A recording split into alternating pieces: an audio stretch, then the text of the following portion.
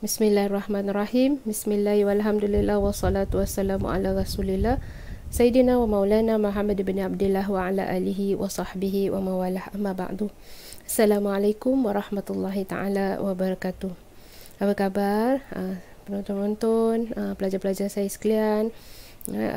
Kita alhamdulillah dapat masih lagi bersama-sama mengkaji kitab hadis Nabi SAW dalam kitab Riyadhus Salihin jilid kedua, dalam bab perkara-perkara yang dilarang untuk melakukannya.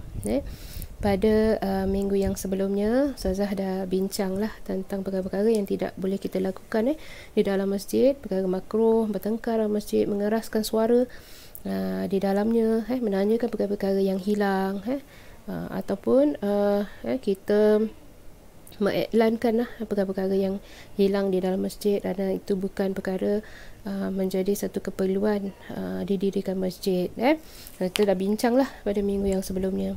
Pada kali ini kita bincang pada bab yang 311 insya-Allah, dalam bab larangan makan bawang putih, bawang merah, petai dan lain-lain yang mengandungi busuk dari masuk ke masjid, iaitu kita seharusnya membersihkannya supaya dia berbau harum, wangi sebelum kita masuk ke dalam masjid, bermuamalah dalam masjid dan juga beribadah kepada Allah Subhanahu Wa Taala. InsyaAllah saya teruskan dalam bab ni. Sebelum itu kita baca Rabbi shrah li sadri wa yassir li amri wahlul 'uqdatam min lisani yafqahu qawli. Allahumma aftah 'alaina hikmataka wa anshur 'alaina min khazaini bi rahmatika ya arhamar rahimin. Amin. Mudah-mudahan apa yang kita belajar ini Allah bukakan hati kita untuk kita dapat mengamalkannya. Ada rembangan banyak yang kita tahu, mudah-mudahan kita dapat mengamalkannya, sedikit dan juga berterusan insya-Allah. Jangan belajar terlalu banyak tapi tidak satu pun yang kita amalkan. Ini di antara perkara-perkara yang kita selalu lakukan. Kita selalu masuk masjid kan. Nabi tu tak sukalah benda-benda yang berbau. Bab an-nahyi man akala thuman aw basalan aw kurrathan aw rairaha mimma lahu raihatu karihah an duhulil masjid qabla zawali raihatihi illa li darurah. Bab iaitu melarang daripada memakan bawang putih, bawang merah ataupun petai dan sebagainya yang boleh membawa bau dalam mulut kita dan lain-lainnya yang boleh membawa kepada bauan yang tidak enak, bau busuk dan sebagainya, dari memasuki masjid sebelum kita menghilangkannya terlebih dahulu, melainkan kerana darurat. Misalnya tak sempat, penting dia nak masuk kerana nak menjalankan perintah Allah, jadi dan tidak ada kelengkapan untuk dia boleh membersihkannya. Banyaklah perkara-perkara yang boleh membawa kepada dia tidak dapat mengelakkan daripada bau tersebut, maka itu dibolehkanlah. Kerana darurat tu membolehkan dia melakukan perkara tersebut. Kita boleh fikirlah banyak kadang dia dah masuk tempat baru, dia tak tahu, masjid baru, dia tak tahu untuk dia nak ambil untuk membersihkan mulut dia, berkumur-kumur dan sebagainya. Sebelum dia datang mungkin dia dah ada air wuduk dan makan benda-benda yang seperti ini, tidak dapat dielakkan, maka itu mungkinlah kita dapat masukkan dalam perkara darurat. Ataupun misalnya nanti kita akan baca yang selanjutnya, Nabi suruh berkumur-kumur. Jadi kalau kita ada satu tempat, kita tahu toilet dan mana untuk kita nak bersihkan mulut kita, kita siwak ataupun ada setengah orang bawa berus gigi. Jadi itu boleh membantulah untuk menghilangkan bau mulutnya. Nabi tak sukalah perkara-perkara yang berbau seperti ini mengganggu orang sebelah, dan juga kita ni nak menghadap Allah Subhanahu Wa Taala, supaya apa yang kita pohonkan kepada Allah Subhanahu Wa Taala itu kita dapat lakukan pendahuluannya dengan baik, dengan bersih badan kita, termasuk mulut kita. Kita nak membaca kan, jadi begitulah. Dengan bau rokok misalnya yang berbau juga termasuklah, kita bersihkan dulu, kan. Ataupun ada setengah orang dia komo-komo pakai Listerine ke, yang tiada alkohol tu, dia gunakan tu untuk dia bersihkan mulut dia. Kemudian dia dia komo, kemudian pun dia masuk kepada solat, begitu. Jadi kita tengok hadis pertama daripada Ibnu Umar radhiyallahu anhuma, anna Nabiy sallallahu alaihi wasallam qala, man akala min hadhihi syajarah ya'ni as-sum fala yakrabanna masjidana, muttafaqun alaihi, wa riwayat li Muslim masajidana. Dari Ibnu Umar radhiyallahu anhuma bahwasanya Nabi sallallahu alaihi wasallam bersabda, barang siapa yang makan buah dari pohon ini, iaitu bawang putih, maka janganlah sekali-kali mendekati masjid kita. Kan, ini bukan larangan misalnya macam orang nak pergi masjid larang pula. Ini bermakna hadis-hadis ni jangan kita bila dah makan kita tidak membersihkannya, maka kita terus pergi.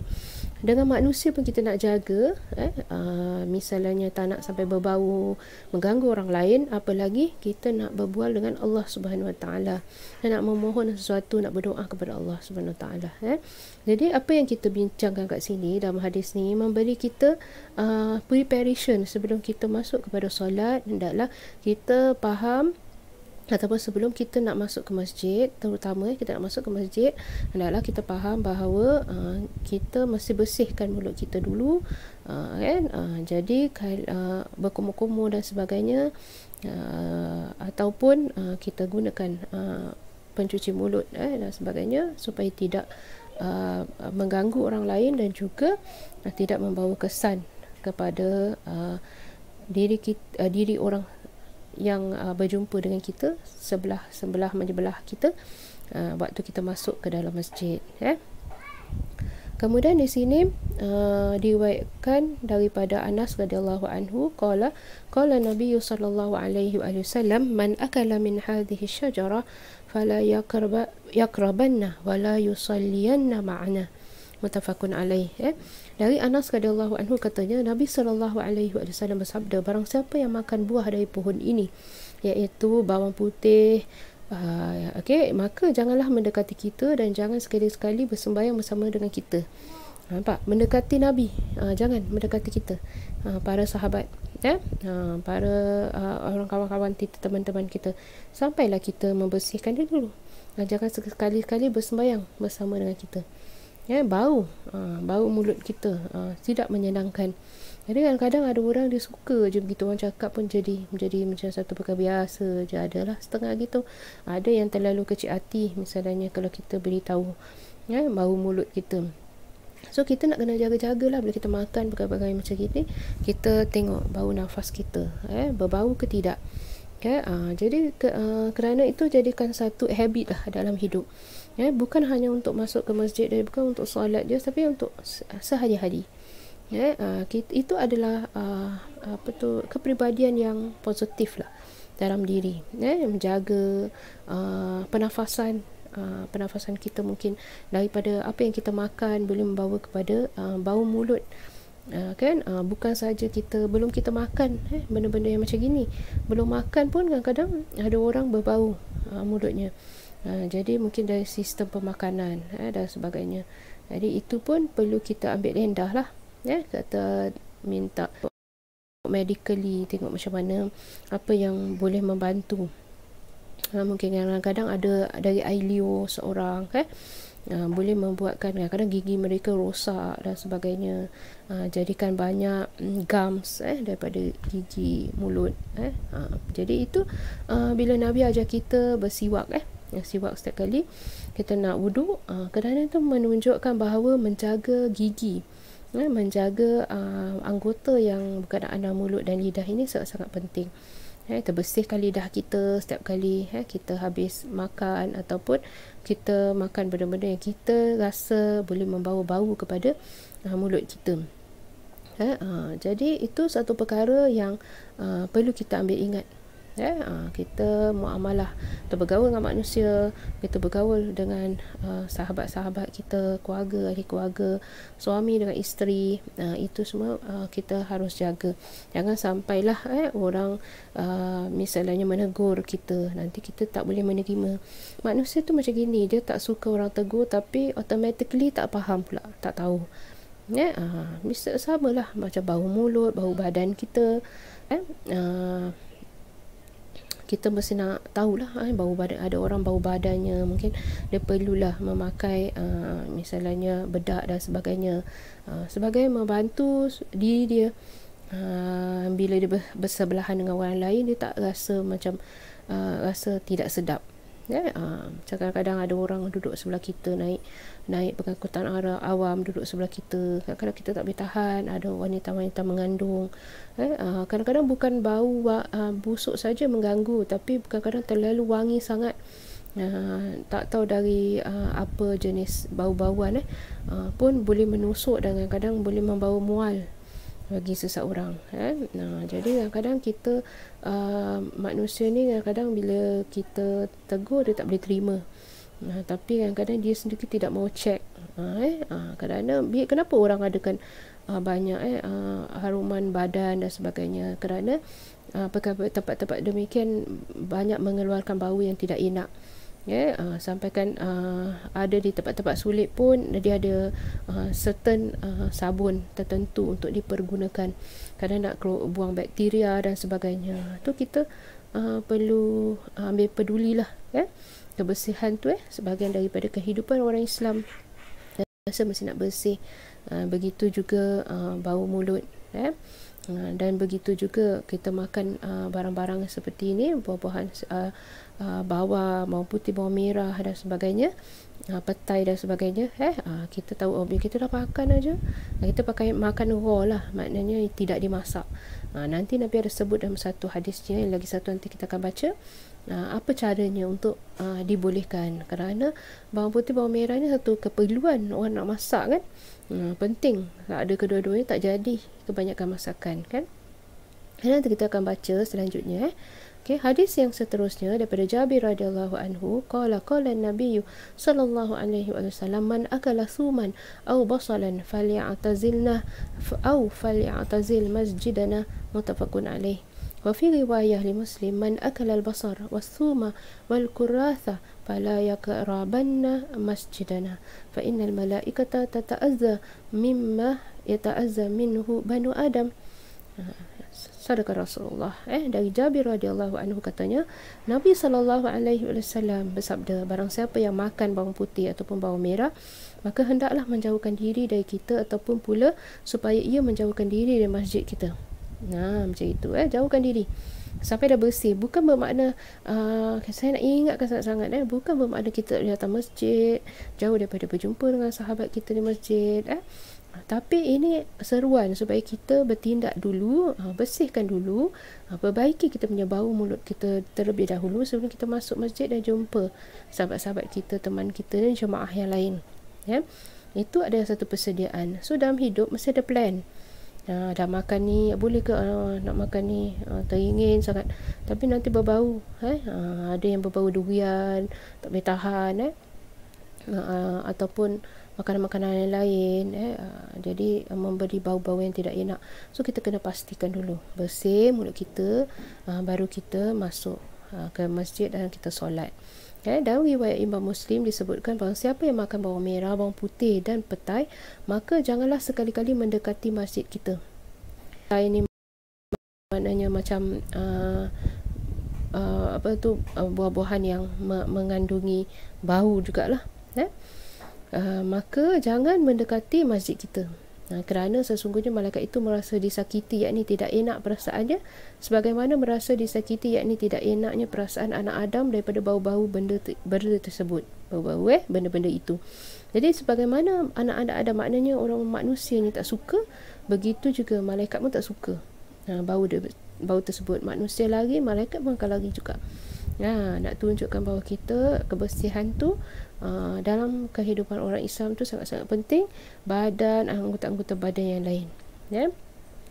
Sebab itu bila orang baru habis haid pun suruh beristinja, kemudian bercebok dengan bau-bau wangi untuk menghilangkan bau hamisnya. Kadang kita tak rasa orang bau sebelah kita sekedar selalu datang haid kan, takkan kita masih nak tanya orang sebelah macam mana, bau tak, kan. Jadi orang selalu diam aja. Jadi kadang bau hamisnya mungkin kalau terlalu banyak sangat keluar, mungkin boleh bau orang-orang bersebelahan. Tapi benda mulut ni lebih cepat lah. Saya lebih cepat kita bercakap dengan orang kan, terkeluar benda tu, angin keluar, nafas kita keluar, bunyi suara kita keluar, semua begitu jadi angin pula tiup, habislah, kesian orang tu. Kadang dia tak sampai hati nak tegur kita, dan dia pula tak sanggup lah nak berbual tu kerana bau sangat. Seterusnya daripada hadis Jabir, kita pergi pada hadis Umar bin Khattab radhiyallahu anhu, annahu khataba yaum jumu'atin faqala fi khutbati thumma innakum ayyuhan nasu ta'kuluna syajarataini la arahuma illa khabisatain, iaitu al-basal was-thum. Laqad ra'aitu Rasulullah sallallahu alaihi wasallam idza wajada rihahuma min ar-rajul fil masjid amara bihi fa ukhrija ila al-baqi' faman akalahuma fal yumitahuma tabakhan, rawahu Muslim. Dari Umar bin Khattab radhiyallahu anhu bahawasanya ia berkhutbah pada hari Jumaat, lalu ia berkata dalam khutbahnya, Umar Al-Khattab iaitu berkhutbah pada hari Jumaat, dan dia berkata dalam khutbahnya, kemudian sesungguhnya engkau sekalian itu, wahai para manusia, sama makan dari buah kedua pohon ini. Jadi dalam khutbahnya dia beritahu bahawa manusia ni memang suka makan daripada dua pohon ini, iaitu bawang putih dan bawang merah, al-basal was-sum. Kemudian dia beritahu kat sini, saya tidak melihat keduanya itu melainkan sebagai benda yang busuk baunya. Jadi kalau kita makan begitu saja, Sayyidina Umar beritahu bahawa dia tidak melihat kedua-duanya melainkan kedua-duanya bau akan mengeluarkan bau busuk, iaitu yang tadi disebutkan itu al-basal was-sum, iaitu kedua-dua ini adalah bawang putih dan bawang merah. Kemudian dia beritahu, laqad ra'aitu Rasulullah sallallahu alaihi wasallam idza wajada rihahuma min ar-rajul fil masjid. Jadi dia memang dia pernah melihat lah, saya telah melihat Rasulullah sallallahu alaihi wasallam jika mendapati ada seorang lelaki yang daripadanya keluarlah bau daripada kedua-dua ni. Jadi kalau Nabi dapatilah ada orang yang kedua-dua bau ini, iaitu bawang putih dan bawang merah ni pada diri seorang lelaki di dalam masjid, maka Nabi akan perintahkan dia datang, kemudian selanjutnya diperintahkan dia keluar ke baqi'. Maka barang siapa yang memakan keduanya, hendaklah mematikan dulu baunya, hilangkan dulu baunya dengan jalan memasak dia. Dalam kitab kita yang dalam jilid saya ni ada kesilapan sedikit. Itu yang penting kalau kita belajar tidak berguru, kita tak tahu, kita main baca je, kita pun tak faham. Ada yang kekurangan dari segi penafsirannya. Jadi di situ diperbetulkan nanti. Kalau siapa yang lihat video ni, kalangan murid-murid saya ni, diperbetulkan balik iaitu Nabi pernah nampak seorang lelaki, yang hilang tu translation tu daripada Nabi pernah lihat seorang lelaki yang mempunyai bau kedua-duanya, iaitu bau bawang putih dan bawang merah di dalam masjid. Maka kata Sayyidina Umar, dia pernah nampak Nabi panggil lelaki tersebut, kemudian perintahkan dia keluar ke baqi'. Kemudian Sayyidina Umar lanjutkan lagi, faman akalahuma falyumithuma tabakhan, siapa yang memakannya hendaklah mematikan baunya dengan memasaknya dulu. Masak ke, rebus ke, hilangkan, jadikan dia misalnya kuah kan. Jadi jangan makan mentah. Kalau makan mentah dia akan bau begitu. Kalau nak makan mentah pun boleh. Lepas tu bersihkan mulut kita sebelum kita masuk solat. Ini kata masuk dalam masjid. Masjid masuk untuk apa? Untuk solat. Kalau kita di rumah pun begitu. Setiap kali kita dah habis makan, kita nak solat, kita cuci gigi dulu, bersihkan mulut kita. Kadang-kadang bila kita tengah solat, banyak makanan keluar. Pasal kita bergoyang mulut kita kan, daripada mana-mana terkeluar. Jadi lebih baiklah kita bersedia dulu, bersihkan dulu. Jadi keterangan di sini, Baqi' ialah tempat pemakaman kaum muslimin di Madinah. Tempat kita tanam kita tanam mayat kaum muslimin di Madinah. Maksudnya kenapa Nabi suruh ke situ? Disuruh pergi ke Baqi' ialah untuk mempersangatkan ketidaksukaan beliau. Maknanya macam orang kita cakap, baik kau pergi kubur. Macam itu, kenapa? Macam itu kan, tak suka sangat lah. Tidak suka, Nabi nak tunjuk sangat-sangat tidak suka Nabi kepada kedua-dua bau tersebut. Kalau mereka tu masih ada di masjid. Kemudian supaya menghilangkan bau itu di sana dengan berkumur-kumur serta menggosok gigi dan sebagainya, yang bersiwak dan sebagainya. Begitu cara Nabi ajar kepada sahabat-sahabatnya apabila mahu masuk ke dalam masjid. Memang kadang kita orang suka makan seperti ini, dia tak bersihkan, memang bau mulutnya, bau badannya. Jadi kita pun manusia biasanya pun tak suka. Itu Allah dan Rasulnya pun tak suka, para malaikat pun tak suka. Jadi kita dalam masa kita nak mencari keridaan Allah SWT, kita nak mencari keridaan juga kesayangan, keridaan daripada makhluk Allah Subhanahu Wa Taala. Jangan menjejas ketenangan mereka lah. Macam tak tenang lah bau tersebut kan, tak tenang. Kadang kita masuk taksi sebagainya, beraircon kan, kalau tak boleh tahan nanti kalau kita tutup rasa kecil hati pula orang tu. Jadi kadang-kadang nak buat macam mana jadi sebelum terjadinya perkara-perkara demikian, kita nak kena self sendirilah, mesti self alert kata perkara-perkara macam gini. Jadi tak perlulah orang sampai nak mengingatkannya, tapi tetap dalam hidupnya adalah orang seperti itu yang mengambil sambil lewa saja. Jadi kalau kita nak dapat hablum minallah, ciptaan kepada Allah SWT, kita pun mesti dapat hablum minan nas, ciptaan sama manusia. Penting sekali ikhwan dan akhwat untuk menjaga kebersihan diri, terutama mulut kita, kerana banyak yang berinteraksi menggunakan mulut. Jadi penting untuk kita bersihkan mulut kita, baca indera kita, badan kita daripada perkara-perkara yang boleh mengganggu orang lain, terutama sekali apabila kita ingin masuk solat, kita nak berbual dengan Allah SWT, minta pengampunan dan sebagainya.